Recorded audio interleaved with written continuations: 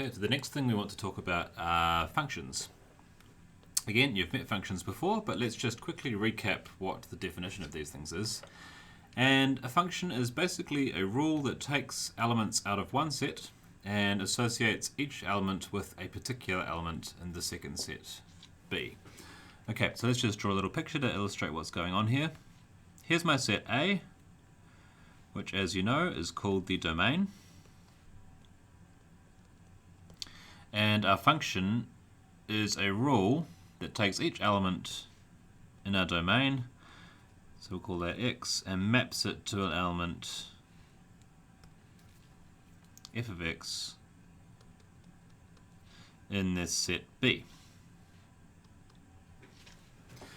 Alright, so if we take every single element in A and map it in this way, then that will define a set of points in B. So if I were to take everything here in A, then that will correspond to some kind of region within B.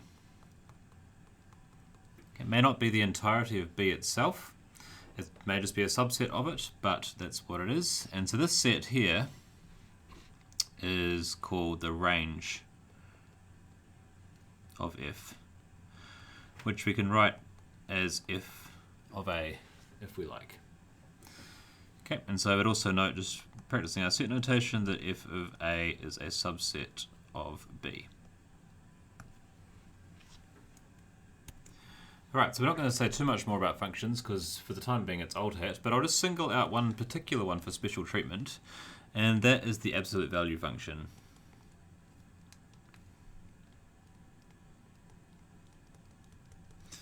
Why does it get special treatment? Well, for one thing, it has its own notation because it's used that much, and we will be using it over and over and over again in this course, so we may as well at least just spend a little while just checking up on it. So let's start with the definition. The definition is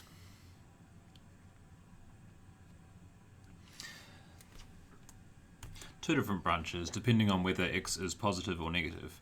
So clearly if x is positive, absolute value of x is equal to x itself, and if x is negative, then the absolute value of x is negative x, which has the effect of making that positive again.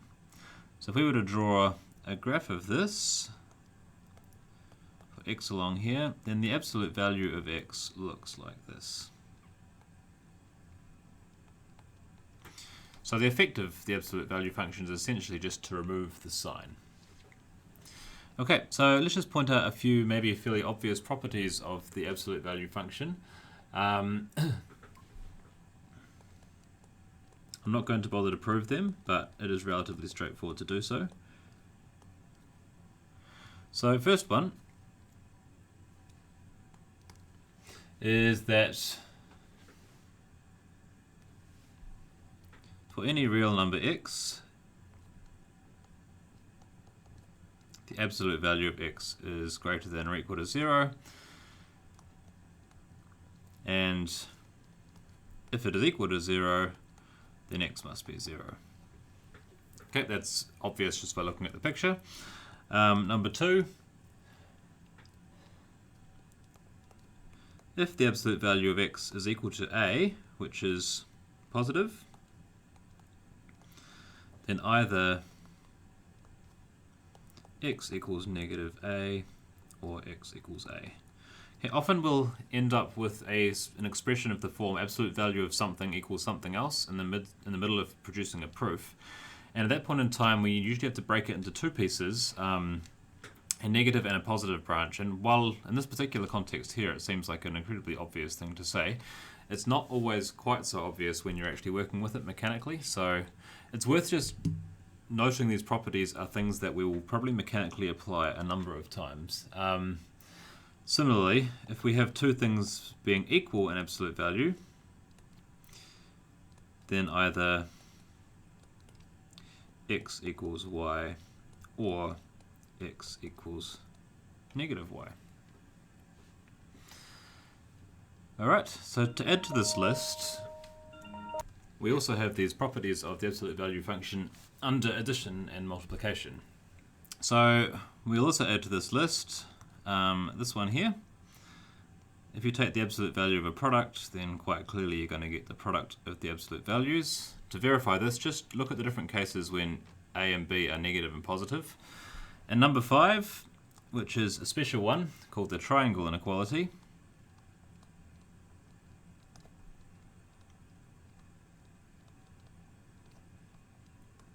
This says that the absolute value of A plus B is less than or equal to the absolute value of A plus the absolute value of B.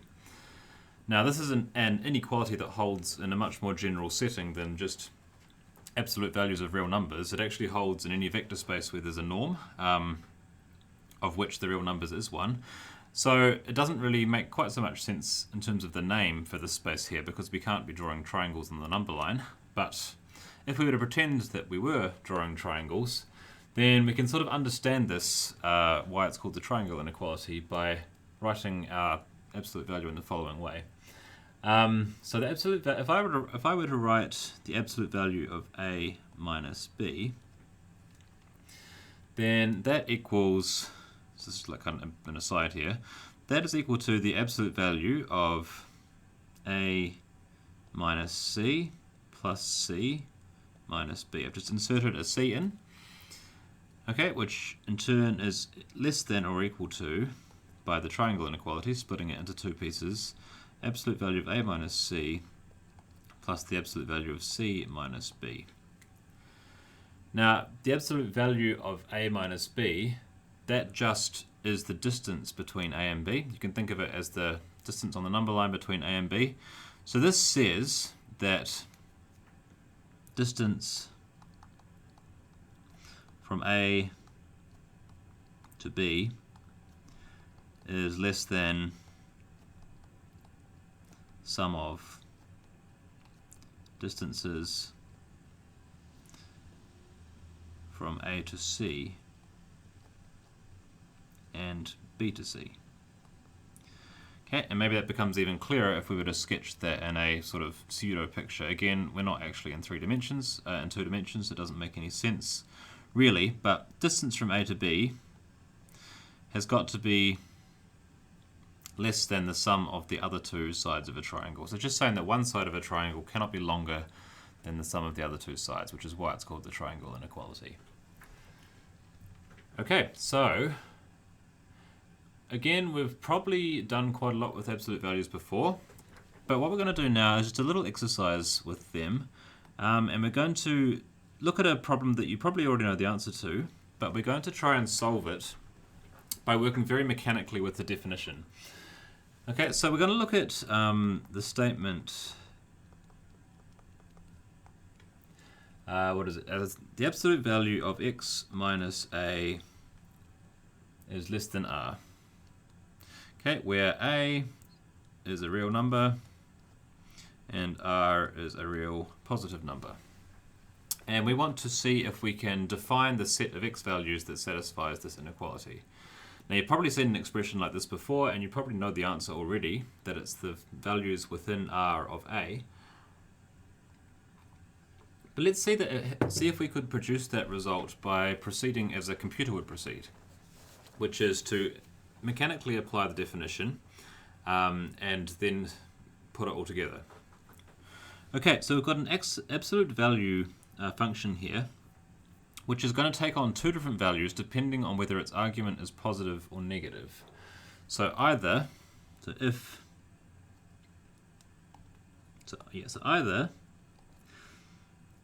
x minus a is positive, okay, in which case the absolute value of x minus a is just x minus a, so it will be x minus a is less than r. So I'll put that in big parentheses like this, maybe remove these ones. Or x minus a might be negative, in which case absolute value of x minus a will be a minus x. That will be less than r. Okay, so working with this, we can see that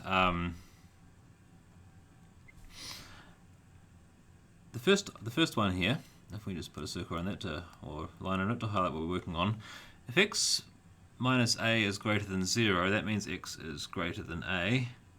And this here means that x is less than a plus r. Okay, so this is equivalent to a is less than x is less than a plus r. That's the first block. Or, now if we were to consider the next piece underneath here,